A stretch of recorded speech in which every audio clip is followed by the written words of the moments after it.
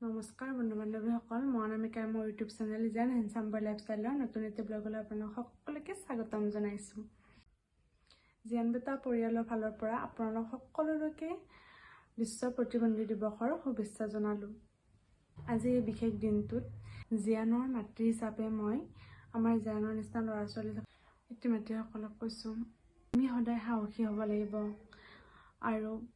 জিয়ানৰ নিচিনা ল'ৰা বা ছোৱালীজনীক আমি কেতিয়াও অৱহেলা কৰিব নালাগে, কাৰণ ইহঁত আমাৰ কাৰণে ভগৱান হয় আৰু আপোনালোকে কেতিয়াও ভাগি নপৰিব আৰু আমি জীয়াই থকাৰ আগমুহূৰ্তলৈকে সিহঁতক ভাল কৰাৰ চেষ্টা কৰিবই লাগিব,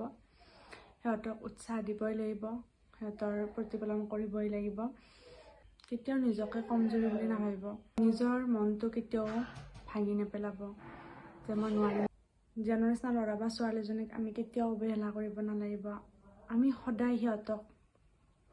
ভাল হোৱাৰ দিশে নিয়াৰ চেষ্টা কৰিব লাগিব আৰু মই নোৱাৰিম নেকি বা বেলেগ পোৱালীবিলাক সেনেকুৱা মাৰি কিয় নহয় সেইবিলাক মনত আনিব নালাগিব। সিহঁতক সদায় ভাল কৰাৰ চেষ্টা মনত পুহি ৰাখিব লাগিব। চেষ্টাৰ অসাধ্য একো নাই, আমি চেষ্টা কৰিবই লাগিব আৰু সিহঁতক ভাল কৰাৰ আশা কেতিয়াও এৰি নিদিব। মনত দৃঢ় সংকল্প ল'ব লাগিব যে আমি সিহঁতক ভাল কৰিবই লাগিব আৰু বহুত সাহসী হ'ব লাগিব, বহুত সংগ্ৰাম কৰিব লাগিব আৰু সাধাৰণ ল'ৰা ছোৱালী পিতৃ মাতৃতকৈ জিয়ানৰ নিচিনা ল'ৰা বা ছোৱালীজনী পিতৃ মাতৃ দুগুণ সাহসী আৰু দুগুণ শক্তিশালী আৰু সংগ্ৰামী হয়, সেইটো আমি জানিব লাগিব আৰু মনটো কেতিয়াও কমজোৰি নকৰিব। আমি যদি সিহঁতৰ পিতৃ মাতৃ হৈ নিজৰ মনটোক কমজোৰি কৰোঁ বা ভাঙি পৰোঁ, তেতিয়া সিহঁতে নিজৰ লগতে নিজে ফাইট কৰিবলৈ কেনেকৈ শক্তি পাব। সিহঁতক আমি দুগুণে শক্তি যোগাব লাগিব, মনত সাহস দিব লাগিব, সিহঁতক আমি ভাল কৰাৰ চেষ্টা কৰিবই লাগিব। সদায় সাহসী হওক, শক্তিশালী হওক, সেয়াই কামনা। আৰু আজিৰ এই বিশেষ দিনটোত মই জিয়ানৰ মাতৃ হিচাপে জিয়ানৰ লগতে জিয়ানৰ নিচিনা যিমান ল'ৰা বা ছোৱালী আছে সকলোকে ভগৱানে সোনকালে সুস্থ কৰক আৰু লগতে মোৰ লগতে জিয়ানৰ নিচিনা ল'ৰা ছোৱালী থকা পিতৃ মাতৃসকলক ভগৱানে আৰু দুগুণে সাহস আৰু শক্তিশালী কৰে, সিহঁতক চোৱা চিতা কৰিবৰ কাৰণে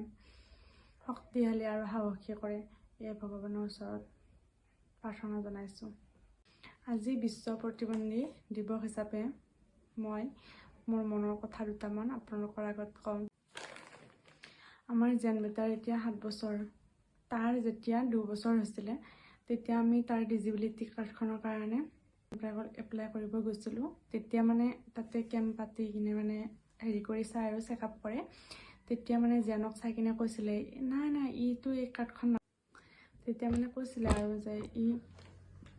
এই কাৰ্ডখন নাপায়, কাৰণ ই এনেও ভাল হ'ব, ইয়াৰ বেমাৰটো ভাল হ'লে ইয়াৰ অট'মেটিক ডেভেলপ আহিবই, ইয়াৰ দেখাত মানে ফিজিকেলি হেণ্ডিকেপৰ নিচিনা নালাগে বা ইয়াৰ একো প্ৰব্লেম নাই হাত ভৰিত, কিন্তু সি 2 বছৰলৈকে বহিব পৰা নাই, লুটি বেগৰ মাৰিব পৰা নাই, কথা নকয়, একোৱেই নকৰে। তেতিয়া মানে তাক চাই কিনে মানে সেনেকৈ কৈছিলে আৰু বেমাৰৰ মানে প্ৰেছক্ৰিপশ্যনবিলাকতো দেখাইছোঁ আৰু ক'ত দেখাইছিলোঁ,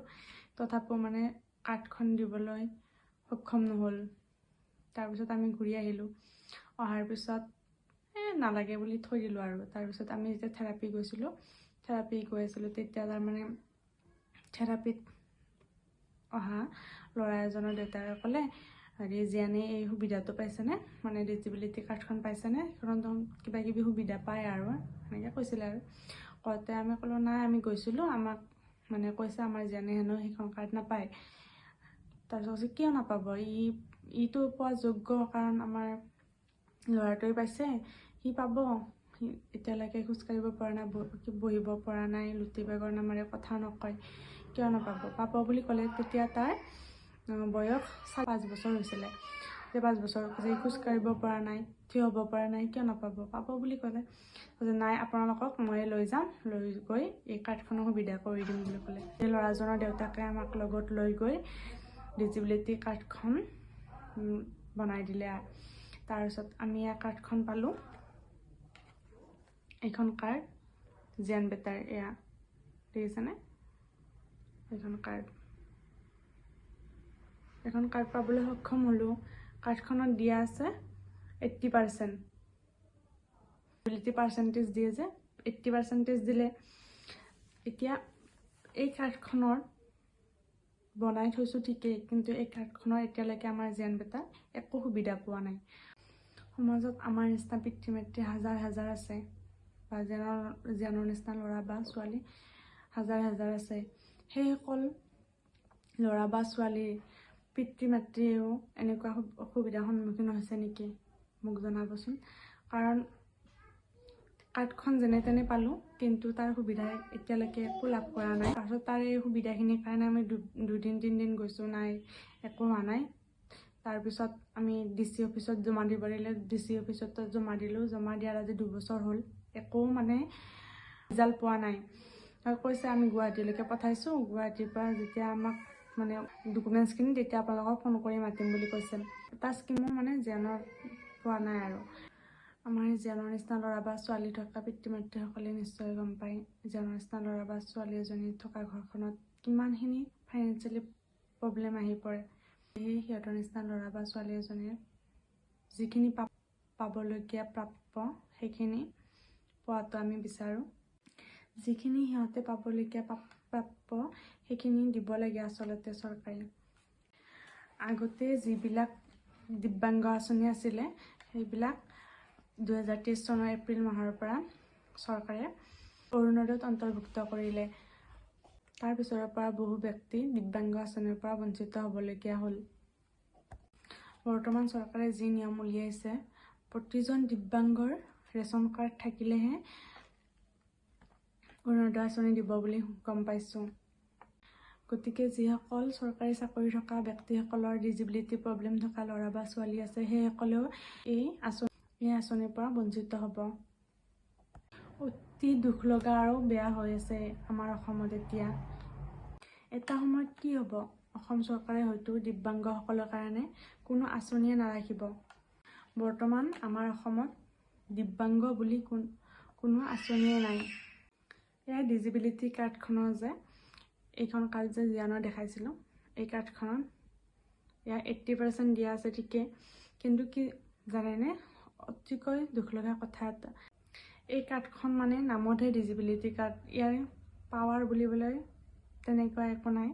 কাৰণ যিটো গম পাইছোঁ আমি কাৰণ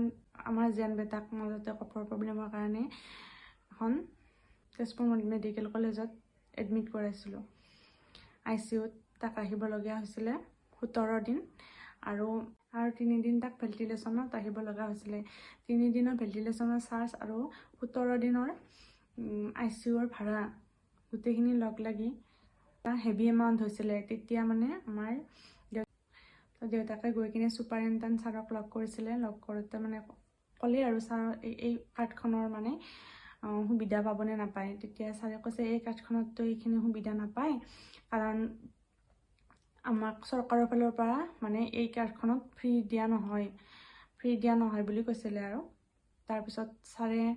যেতিয়াকৈ যেতিয়া ৰিকুৱেষ্ট কৰিছে তেতিয়া ছাৰে কৈছে যে আমাৰ হস্পিটেলৰ ফালৰ পৰাহে আপোনাক কিবা এটা আপোনাক দুখ বুজি মানে 20% মান আমি ৰেহাই দিব পাৰিম বুলি ক'লে তেতিয়া দেউতাকে যেতিয়া কৈছে নাই ছাৰ 20% নহয় গোটেইখিনি মোক পাৰিলে আপুনি ৰেহাই দিয়ক এতিয়া ৰিকুৱেষ্ট কৰাৰ ফলত ছুপাৰিণ্টেণ্ডেণ্ট ছাৰজনক আমাৰ ফালৰ পৰা বহুত ধন্যবাদ জনাইছোঁ আপুনি যে ইমানখিনি মানে বুজি পালে হয়তো আপোনাৰ নিচিনা বুজি পোৱা মানুহ আৰু দুনাই নোলাব কাৰণ তেতিয়া ছাৰজনে মানে বুজাই কৈছে যে আপোনাৰ চিটুৱেশ্যনটো চাই কিনে আজি মই আপোনাক বাৰু ৰেহাই দিলোঁ কিন্তু এই কাৰ্ডখনত ৰেহাই নাপায় চৰকাৰে এই কাৰ্ডখনত মানে চৰকাৰে এয়া ৰেহাই নিদিয়ে বুলি কৈছে তেনেহ'লে এই কাৰ্ডখন বনোৱাৰ মূল্য কি থাকিলে এই কাৰ্ডখনৰ মূল্য কি যদি ৰেহাই নাপায় ইমান দিন থকা বিলখিনি হেভি এমাউণ্ট বিলখিনি যদি পে'মেণ্টেই কৰিব লাগে